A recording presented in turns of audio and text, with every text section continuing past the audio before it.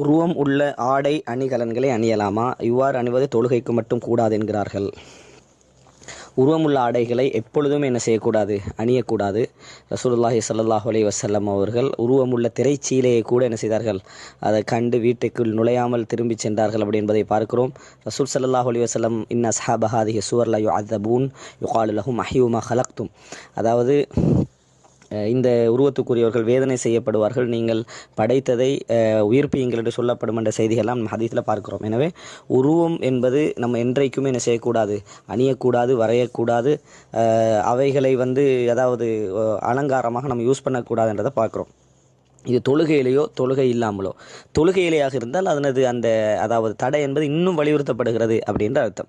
எனவே இது உருவம் கூடாது என்கின்ற அந்த விஷயம் தொழுகையில் அணிகின்ற நேரத்தில் மட்டுமல்ல, எந்த நேரமும் அது கூடாது, முழுமையாக தவிர்க்கப்பட வேண்டும். அது ஒரு பெரிய பாவமாக இஸ்லாம் என்ன செய்கிறது, கருதுகிறது.